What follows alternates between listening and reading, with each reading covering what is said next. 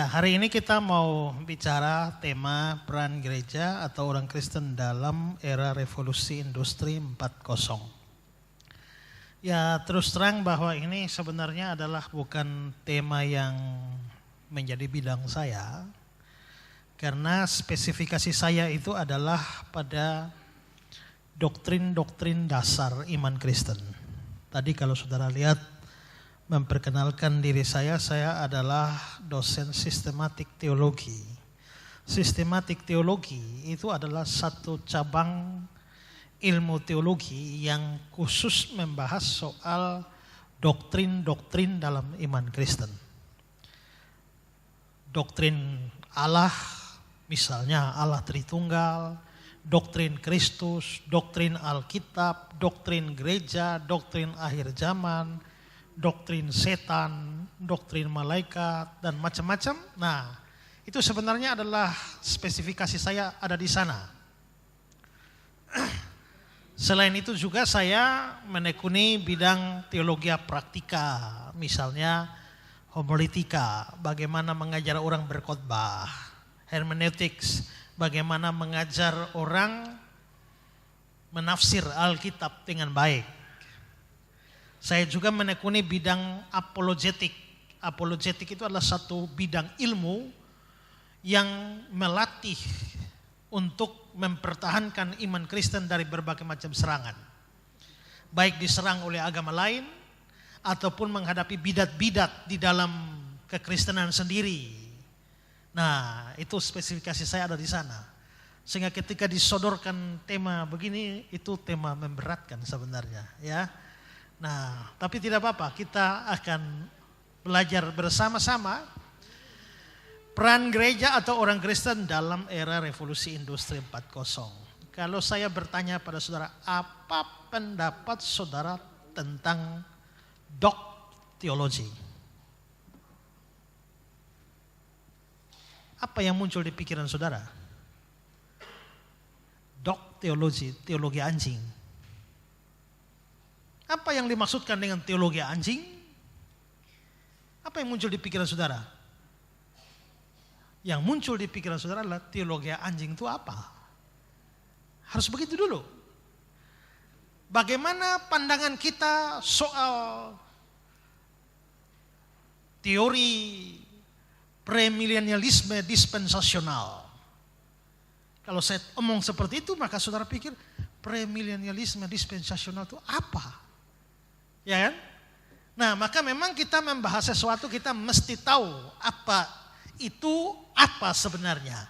Karena itu kalau kita mau bicara soal peran gereja atau orang Kristen dalam era revolusi industri 4.0, maka memang pertama kali kita memang harus tahu apa itu revolusi industri 4.0 dulu. Tanpa mengetahui revolusi industri 4.0, maka kita memang tidak bisa membahas atau membicarakan peran gereja atau peran orang Kristen di tengah revolusi industri 4.0. Nah, mungkin pertama-tama kita perlu tahu apa itu revolusi industri. Simpelnya begini, bahwa revolusi industri itu artinya adalah perubahan besar dan radikal terhadap cara manusia memproduksi barang. Kita tahu bahwa dunia kita, dunia industri, itu kan terus memproduksi semua barang di dunia ini. Nah, cara memproduksi itu menjadi hal yang penting dan disebut sebagai revolusi itu karena ada perubahan besar. Revolusi itu perubahan besar. Kalau perubahannya pelan-pelan, perubahannya sedikit demi sedikit, namanya evolusi. Tapi kalau perubahannya mendadak dan besar, maka itu disebut sebagai revolusi. Nah, maka kita membicarakan bidang industri dikaitkan dengan revolusi, berarti suatu perubahan yang besar sekali, perubahan yang radikal, perubahan yang luar biasa di dalam dunia industri. Industri itu memproduksi barang. Maka revolusi industri yaitu perubahan besar atau radikal dalam cara manusia memproduksi barang. Nah, revolusi industri ini ada perkembangannya.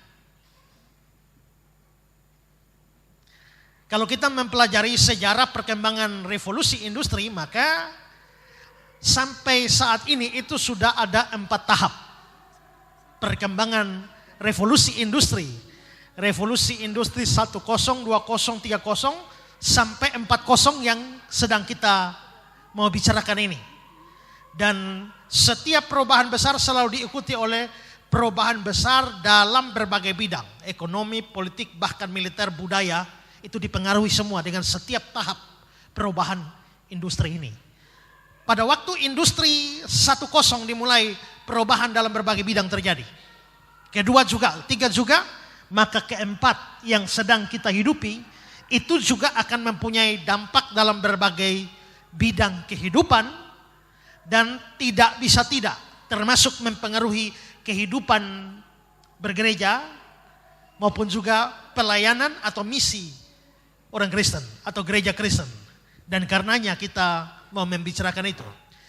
Nah, untuk bisa mengetahui ini, maka saya mau bahas dulu secara singkat soal perkembangan revolusi industri mulai 10 ini sampai 40 ya. Nah, ini tahap-tahapannya. Revolusi industri 1 mulai 1784. Kedua 1870, ketiga 1969, dan keempat itu hari ini. Sampai hari ini dan sedang kita jalani pada revolusi industri 4. Jadi ini perkembangan revolusi kalau kita lihat dari tahun-tahun ini, maka ini sudah sekitar 300-an tahun ini. Ya, dari 1700 ya, 300-an tahun dan perkembangannya luar biasa. Kita mau melihat revolusi industri 10. Nah, revolusi industri 1 itu dimulai ketika orang mulai menggunakan mesin uap untuk memproduksi barang-barang. Ini kita terpaksa bicara masalah industri ya, karena memang temanya seperti itu ya. Sebelum ini ya, orang bekerja atau menghasilkan sesuatu kerja hanya andalkan otot. Ya, otot ini bisa otot manusia, otot binatang, tenaga manusia, tenaga binatang, tenaga angin atau tenaga air. Sepanjang sebelum revolusi industri 1, orang hidup seperti itu, bekerja seperti itu. Pakai tenaga manusia, tenaga binatang, tenaga air atau tenaga angin. Itu saja yang digunakan. Dan karena ini berkaitan dengan memproduksi barang, maka tenaga manusia dan tenaga binatang itu yang paling banyak dipakai. Kalau saudara lihat untuk angkut kelapa-kelapa ini orang butuh kuda, tenaga kuda. Saya lihat gambar ini kasihan sekali kuda ini ya. Menderita sekali sepertinya. Dan itulah yang mana orang hidup dan bekerja seperti itu.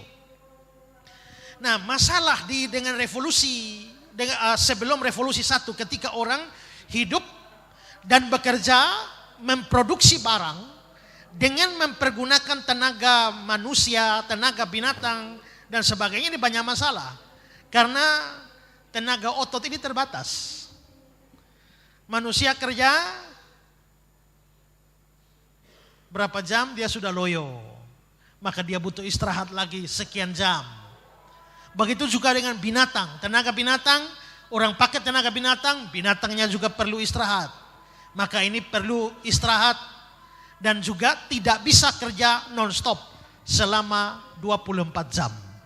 Maka tentu saja orang memproduksi barang, terutama bidang industri, itu tidak maksimal. Karena tenaga terbatas, perlu istirahat dan tidak bisa kerja 24 jam.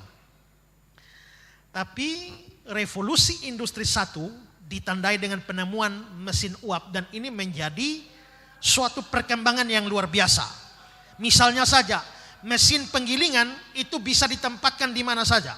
Kalau orang pakai tenaga air atau angin itu tidak bisa di mana saja. Tapi dengan mesin uap, Orang lalu bisa membuat mesin penggilingan itu ada di mana saja, dan kapal-kapal yang berlayar itu bisa berlayar 24 jam non-stop sepanjang dipasok kayu atau batu bara. Saya beri contoh saja. Dari pelayaran, orang berlayar dengan kapal layar dari Belanda ke Indonesia itu butuh waktu 1 tahun sebelum menemukan mesin uap. Tapi begitu menemukan mesin uap, orang dipakai di kapal, maka cukup 2 bulan Belanda sampai Indonesia. Sebelum itu butuh 1 tahun. Maka orang mau bayangkan berangkat dari Belanda ke Indonesia malas. Naik kapal 1 tahun. Ya, tapi penemuan mesin uap cukup 2 bulan sampai. Karena itu revolusi industri ini terjadi.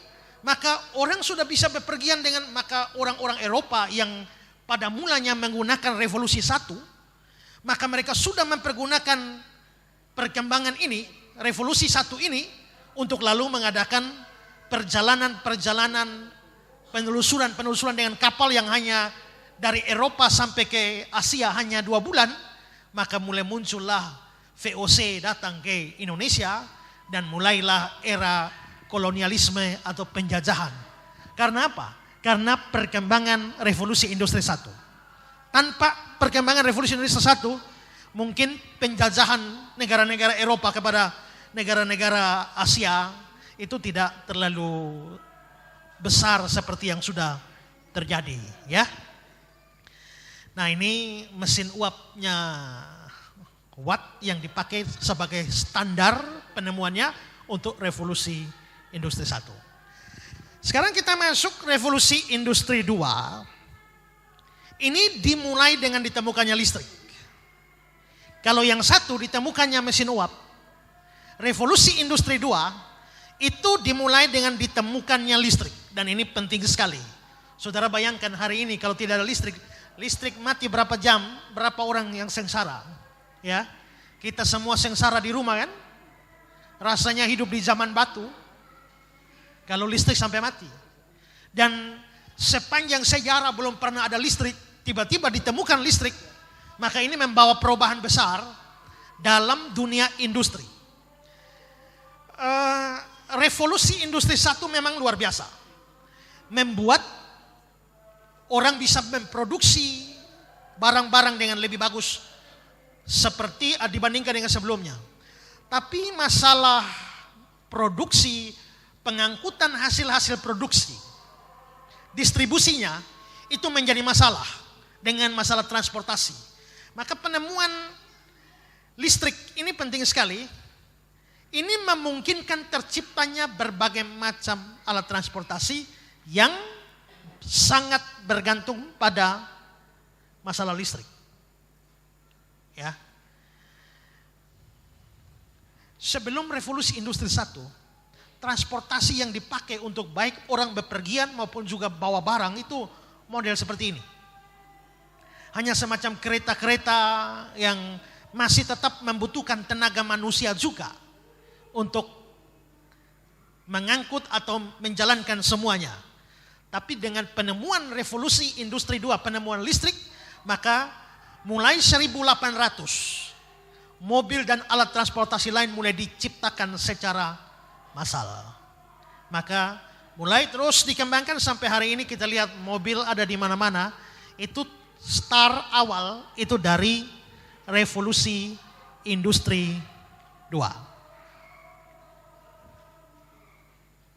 Sekarang masuk revolusi industri 3. Kalau revolusi industri 2 itu ditandai penemuan listrik, maka revolusi industri 3 itu ditandai dengan penemuan komputer. Dan komputer pertama di dunia itu namanya Colossus. Dan ini komputer raksasa. Besarnya kira-kira seperti 1 kamar tidur. Ya, kamar tidur yang standar itu komputernya besar seperti itu. Ini komputer pertama di dunia. Tapi ini sudah luar biasa. Walaupun komputer pertama dibandingkan dengan HP kita sekarang, HP kita kecanggihannya dan kemampuannya 1000 kali di atas komputer pertama.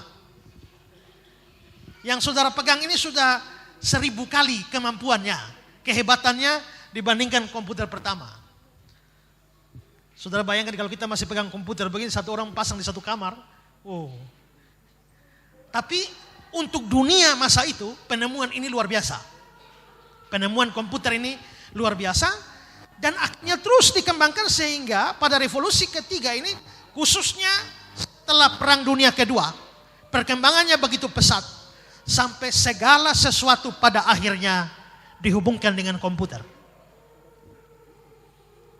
Itu perkembangannya besar mulai setelah Perang Dunia Kedua, dan akhirnya saudara, dengan majunya teknologi komputer, maka semua perangkat yang sebelumnya tidak berbasis komputer itu sudah ditinggalkan. Saya zaman dulu kuliah masih pakai begini, tok tak, pasti yang tua-tua, bapak pendeta kuliah ini kita punya kerja ini, ya. Tapi semua ditinggalkan, tidak relevan lagi dipakai, ya. Maka karena apa? Karena penemuan komputer ini, ya. Kita dulu masih pakai OHP, overhead projector, ya pakai slide-slide itu. Sekarang semua sudah pakai LCD. Kenapa? Ini hasil revolusi industri 3. Sekarang kita bikin seminar begini juga banyak mempergunakan hasil revolusi industri 3. Karena saya pakai komputer, saudara melihat pakai LCD dan lain sebagainya, semua itu. Semua yang analog berubah menjadi digital. Karena komputer bekerja dengan data-data digital.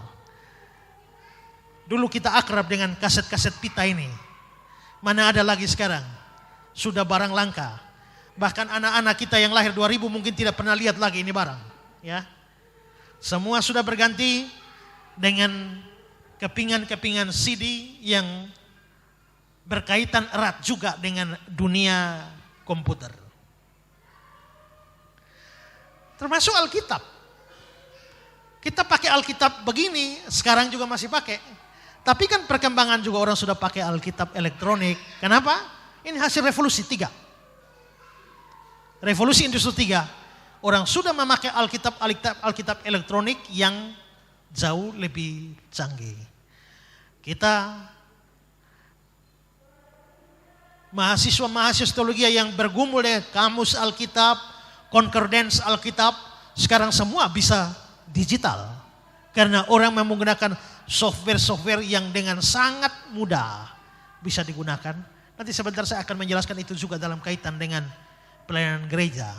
Tapi jelas bahwa semua ini adalah akibat revolusi industri 3 dengan berbasis komputer. Nah itu kira-kira perkembangan. Sekarang kita masuk pada revolusi industri 4.0 yang menjadi tema seminar kita ini. Kalau revolusi 1 ditandai dengan penemuan mesin uap, kedua dengan penemuan listrik, ketiga dengan penemuan komputer, maka yang keempat ini dimulai dengan penemuan internet. Ya. Dengan penemuan internet itu menjadi start awal dimulainya revolusi 4.0. Hari ini rasanya kehidupan kita sangat dipengaruhi dengan dunia internet. Dan akibat dari penemuan internet ini, maka berbagai macam teknologi modern diciptakan sebagai pilar berdirinya revolusi 4. Kalau kita membicarakan semua, itu kira-kira ada 9 pilar teknologi modern yang menjadi tonggak berdirinya revolusi industri 4. Tapi saya kira saya tidak perlu bahas semua karena kita memang bukan sedang kuliah industri, kuliah teknologi. Ya. Karena itu saya tidak mau bahas semua, saya cuma ambil 2 yang menurut saya paling berpengaruh dalam hidup kita sekarang. Nah, teknologi yang menjadi pilar revolusi industri ini, yang pertama itu adalah apa yang disebut sebagai Internet of Things. Internet of Things, saudara lihat gambar ini, internetnya ada di tengah, tapi kulkasnya berhubungan dengan internet, laptop berhubungan dengan internet, komputer berhubungan dengan internet, listrik berhubungan dengan internet, mobil berhubungan dengan internet, semua barang itu berhubungan dengan internet. Ini yang disebut sebagai Internet of Things. Kalau definisi secara lengkap, Internet of Things artinya terhubungnya berbagai peralatan untuk menghasilkan suatu performansi bagi kebutuhan manusia, karena setiap alat mempunyai IP address yang unik. Gini, gelas ini, misalnya gelas kosong, tidak ada apa-apa. Gelas ini tidak bisa berhubungan dengan ini, tidak ada kaitan. Tapi bagaimana kalau gelas ini dihubungkan ke internet, mouse ini berhubungan ke internet. Karena gelas berhubungan dengan internet, mouse berhubungan dengan internet, otomatis ini gelas bisa komunikasi dengan mouse. Semua barang di dunia ini tidak ada hubungan satu sama lain. Tapi ada Internet of Things, maka satu barang yang berhubungan dengan internet memungkinkan barang-barang itu bisa connect satu sama lain. Muka saudara yang muka saudara, muka saya yang muka saya, tidak ada hubungan. Tapi begitu muka saudara bisa connect ke internet, muka saya bisa connect ke internet, maka muka kita bisa baku connect satu sama lain. Ya kan? Itu disebut Internet of Things. Makanya kita bisa video call. Kita bisa video call karena apa? Karena barang yang saudara pegang itu connect ke internet. Yang saya pegang connect ke internet. Dua barang yang connect ke internet membuat kita saling connect satu sama lain. Maka lihat tadi gambarnya seperti ini. Ini pilar yang paling penting di dalam revolusi industri 4, ya. Maka akhirnya alat dengan alat atau barang dengan barang bisa connect. Pada tahun 2015 sudah ada 14 miliar barang yang terhubung internet. Dan diperkirakan kira-kira tahun 2020 akan ada 50 miliar barang atau alat yang terhubung internet.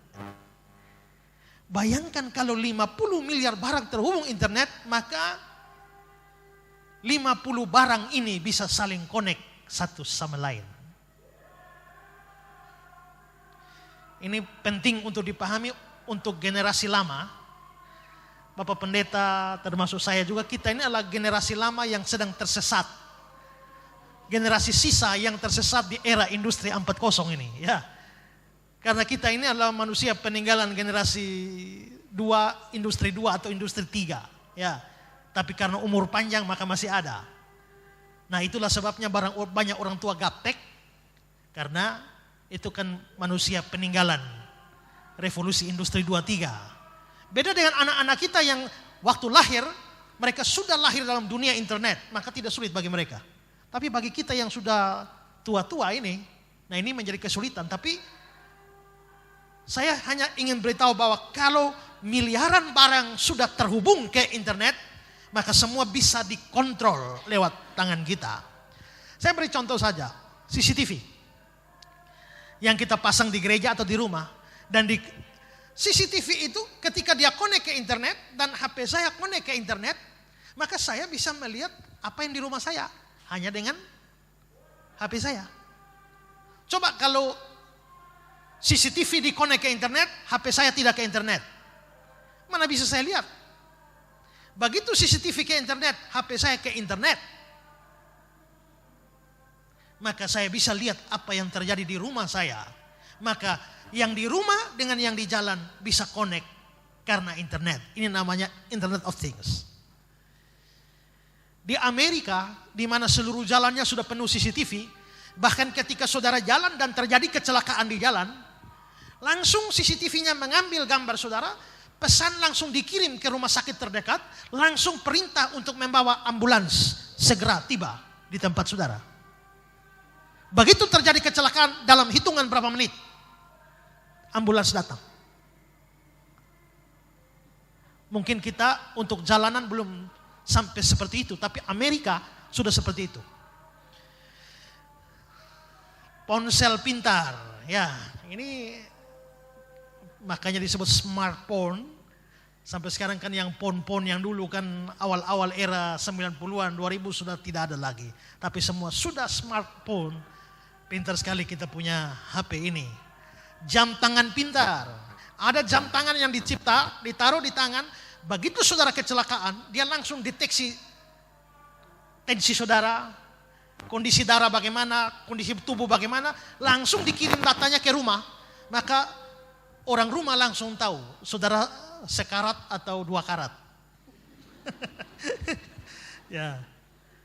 Ini Internet of Things dan kita sedang hidup dalam era seperti itu. Video call yang mana kita seperti saya bilang muka sama muka, orang di belahan dunia manapun bisa saling lihat.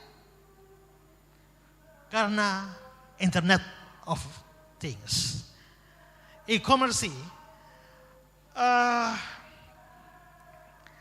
barang-barang yang dijual untuk kasir yang tidak membutuhkan orang lagi, tapi cukup mesin mengerjakan semua itu. Sosial media, Facebook, Twitter, Instagram, dan macam-macam sosial media yang lain, itu sebagai akibat dari Internet of Things. Video live streaming, kita connect ke internet, orang lain connect. Kalau acara kita di sini connect ke internet, orang lain connect ke internet, maka orang lain bisa mengikuti apa yang sedang kita belajar di sini. Itu termasuk produk dari Internet of Things. Uber, Grab, Gojek. Teknologi transportasi yang luar biasa, ya. Yang sekarang kita tinggal tekan tombol saja, datanglah motor, datang mobil. Apalagi Gojek yang di sini Gojek masuk sudah? Belum ya? Gojek yang bagian-bagian Gojeknya masih ada macam-macam lagi. GoFood untuk pesan makan. GoClean untuk membersihkan rumah. GoMassage untuk pesan tukang pijit. Apalagi untuk cuci pakaian, untuk pindah rumah, untuk antar barang, untuk apa semua. Pokoknya ada go. Hanya itu saja, tekan-tekan itu saja semua jadi. Ya. Go laundry, semua banyak. Ya.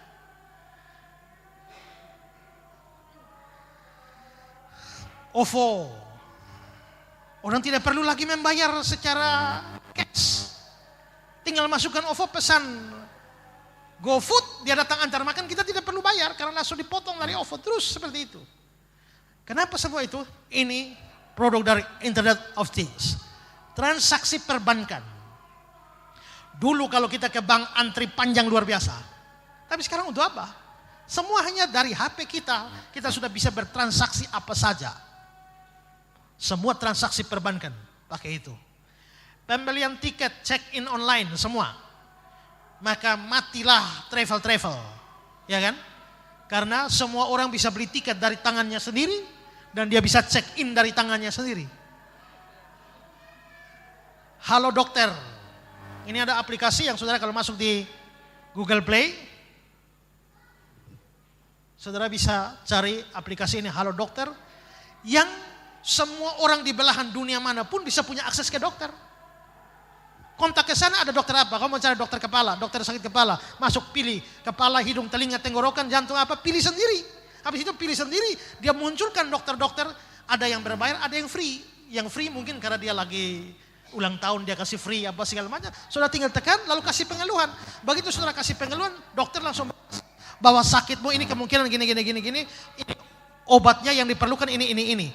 Langsung pesanan obat dihubungkan ke Gojek, lalu saudara tinggal tunggu saja, tiba-tiba berapa menit kemudian ada ojek datang antar obat, tidak perlu bayar. Kenapa? Langsung potong dari OVO. Kita hidup dalam dunia seperti ini. Maka orang di Papua yang tidak ada dokter pun, dia sebenarnya bisa konsultasi dokter. Asal ada internet. Ini Internet of Things. Semua dikendalikan hanya dari HP. Dari satu jari mengendalikan semua. Asal semua connect dengan internet. Nah, karena itu saudara,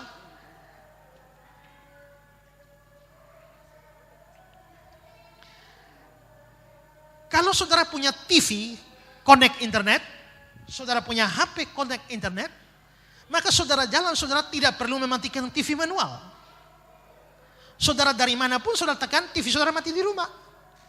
Saudara mau hidupkan, saudara tek di sini, mati dari rumah. Jalan lupa kunci rumah tidak usah masalah, tekan di sini, rumah terkunci. Mau buka rumah dari jarak 100 kilo pun, tek, asal connect internet. Dari HP saya ini, saya lihat seluruh isi komputer saya. Maka seluruh isi komputer saya tinggal buka dari sini, saya dapat itu. Dan saya tinggal ambil data di sana. Kalau saya lupa materi, tidak usah cemas. Karena komputer saya connect internet, HP saya connect internet, dapat.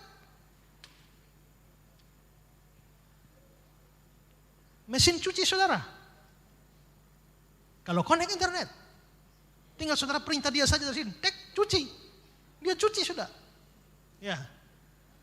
Stop, dia stop. Nah, maka 2020 diperhitungkan 50 miliar barang connect internet. Maka ini yang disebut sebagai Internet of Things. Ini satu pilar penting di dalam revolusi industri 4.0. Pilar kedua, saya hanya kasih dua saja. Pilar kedua dari revolusi industri 4.0 ini adalah artificial intelligence. Kecerdasan buatan. Apa itu? Ini sebuah teknologi komputer untuk membuat sebuah mesin dapat melakukan apa yang dilakukan oleh manusia. Dan kecerdasan buatan ini mempunyai kemampuan untuk mempelajari data yang diterima secara berkesinambungan. Semakin banyak data diterima akan dianalisis, semakin baik pula kecerdasan buatan itu membuat sebuah prediksi. Wujud nyata dari kecerdasan buatan ini adalah penggunaan sistem komputer dan robot-robot yang menggantikan peran manusia. Atau semua perangkat yang menggantikan peran manusia. Saudara kalau pergi ke Bandara Changi, Singapura, nyaris tidak ada orang petugas di bandara. Kenapa? Semuanya dikerjakan oleh mesin. Saya ke sana waktu bingung saya. Ini manusia di mana semua nih? Ya. Mau tanya apa tidak bisa. Semua dikendalikan oleh mesin. Ini kecerdasan buatan. Mesin bisa main catur.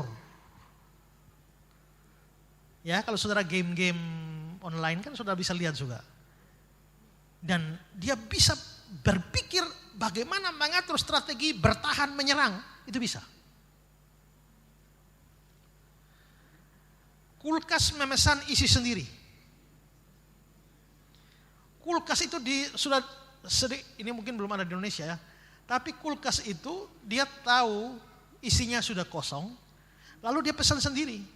Dia pesan ke pasar online yang sudah ada. Diantar barang-barangnya. Jadi jangan heran kalau sudah lihat sayur kangkung ada terbang dengan drone. Ya, dan dibawa. Semua itu. Karena ini dipakai semua barang untuk menggantikan apa yang manusia biasa kerjakan. Ini kecerdasan buatan. Ini salah satu pilar yang menentukan revolusi industri 4. Face detection. Saudara lihat kalau main Facebook biasa kan orang lihat. Saudara sedang ditandai di sini. Ya, saudara klik di sana, maka Facebook mampu mendeteksi muka saya. Sehingga ada orang yang tadi foto-foto yang saya di belakang itu kalau saudara upload di Facebook, saya pasti tak usah tandai saya pun saya pasti tahu. Karena Facebook memberitahu bahwa wajah saudara muncul di sana. Ada orang upload foto, kelihatannya wajah saudara. Saya klik di sana, oh betul. Karena mampu mendeteksi wajah. Ya, itu face detection. Teknologi robotik. Robot luar biasa. Di Universitas Osaka, Jepang, mereka sudah pakai robot sebagai dosen. Robotnya lebih pintar dari manusia. Kenapa? Robotnya connect sama Google. Maka dia mengajar, saudara tahu Google, segala macam ilmu ada di situ. Kau bertanya apa saja, robot itu bisa jawab. Ya. Bertanya bidang apa saja, robot itu bisa jawab. Karena robot connect sama Google. Kita kan mau cari apa-apa masih buka Google lagi cari, ini otomatis. Ya. Militer menggunakan robot sebagai pendeteksi bom. Mau cari tahu kalau manusia masuk cek ada bom di dalam, begitu dia meledak matilah kau. Ya, tapi robot yang diutus ke sana. NASA menggunakannya untuk penyelidikan luar angkasa. Pergi ke planet lain. Kalau pergi ke sana manusia pergi, kalau ternyata beracun atau ada bahaya, mati konyol dia. Kirim robot saja. Maka kita bisa lihat seluruh kondisi Mars dengan robot yang diutus ke sana. Mereka mengirim robot bentuk katak pergi ke NASA. Dan di tangannya semua ini kamera. Jadi begitu dia ini dan bisa dikontrol dari bumi. Maka begitu dia lihat ada apa di sana, ini katakan ke tangan begini, jelas semua di situ apa. Kita bisa lihat, oh ternyata Mars itu modelnya begini. Semua dengan Internet of Things, kita bisa lihat kondisi Mars dengan memanfaatkan robot cerdas itu. Robot seks, ini bisa dijadikan istri.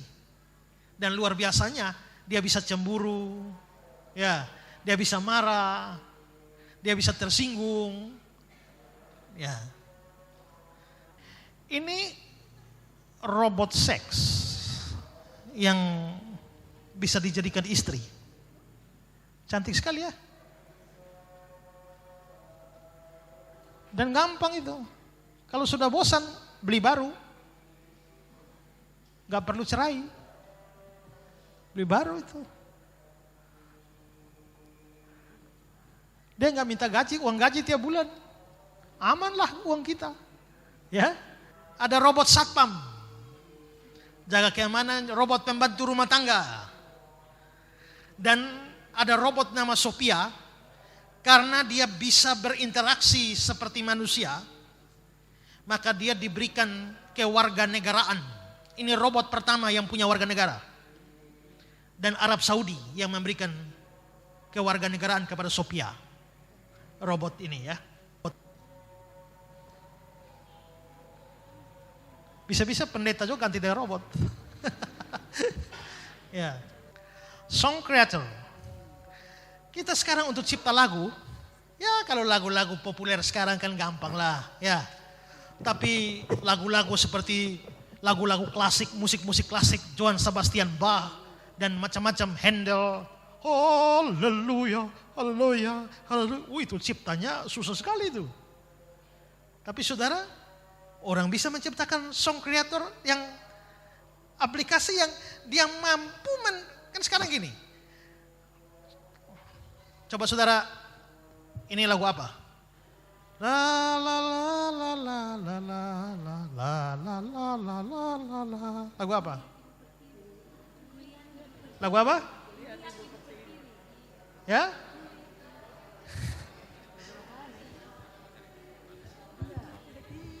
Yesus ada sobat kita.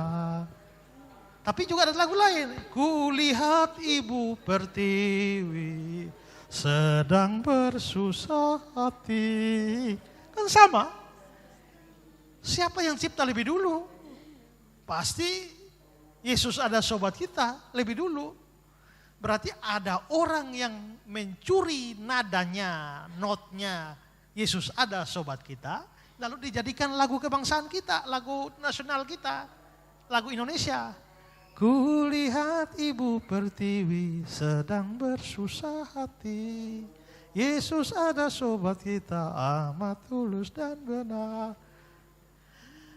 Pencipta lagu Kulihat ibu pertiwi harusnya bisa dituntut ke pengadilan. karena melanggar hak cipta. Ya kan? Orang bikin lagu, ambil sebagian not dari sana yang lirik, yang musiknya, nadanya sama, itu bisa dianggap menciplak. Itu. Apalagi dengan teknologi internet, sekarang orang bisa dengan mudah melacak kesamaan. Orang kalau pakai video saya di YouTube, langsung saya diberi laporan. Si A sedang memakai YouTube saya, dia upload ulang. Saya langsung tahu, klik di situ saya lihat nama siapa. Dia ambil video saya dari menit ke berapa sampai menit ke berapa. Diberitahu pada saya. Berarti terlalu mudah dideteksi. Tapi song creator ini mampu melihat orang suka lagu apa. Oh, orang suka lagu Handel, orang suka Johann Sebastian Bach, orang suka misalnya Chrisye, orang suka Bruri Marantika. Ini song creator ini mampu mengambil dan meramu kira-kira 2000 lagu, tapi dia ambil cuplik-cuplik sedikit-sedikit dan dia produksi baru. Maka pada satu titik pencipta lagu tidak diperlukan lagi. Karena cukup diganti dengan song creator ini, orang sudah bisa bikin ini. Pengubah suara jadi teks. Kita nggak perlu ketik-ketik capek-capek, ngomong-ngomong begini saja berubah. Saya tiap minggu kerja khotbah itu kan kalau mengutip banyak, saya tidak capek sekali saya mengetik. Ya tinggal ambil HP saja baca buku. Dengan demikian maka saudara-saudara harus percaya kepada Yesus sebagai juru selamat dan Tuhan supaya saudara selamat dan masuk surga. Klik, klik, masuk di komputer, copy. Jadi sudah teks. Untuk apa kita capek-capek ngetik? Dengan ngomong semua berubah menjadi tulisan. Self-driver. Mobil jalan sendiri, tidak perlu sopir. Ya, maka ibu-ibu yang tidak bisa menyetir tidak usah khawatir. Berapa tahun ke depan mobil seperti itu sudah dijual di Indonesia, ya, atau bahkan mungkin sudah ada. Berpedoman pada GPS, dia tinggal bawa kita titik dari mana ke mana saja, dia bawa kita, tidak perlu pakai sopir. Maka pencipta lagu akan hilang, juru ketik akan hilang, sopir akan hilang, ya. Google Map, Google Earth, Google Translate. Kalau tidak tahu bahasa Inggris ya tidak usah terlalu susah lah, ya. Tinggal Google Translate saja dia translate buat kita kan. Ini kenapa? Ini semua kecerdasan buatan, ya, kecerdasan buatan. Nah, kita sedang hidup dalam era revolusi industri 4. Berarti kita sedang hidup dalam dunia seperti yang sudah saya gambarkan secuil ini. Karena kalau kita bicara panjang lebar ini terlalu ruwet, ya, terlalu luar biasa. Tapi apa yang saya bagikan ini secuil supaya kita melihat kita sudah sedang hidup di dalamnya. Hanya kadang-kadang kita tidak mengerti, inilah revolusi industri 4.0.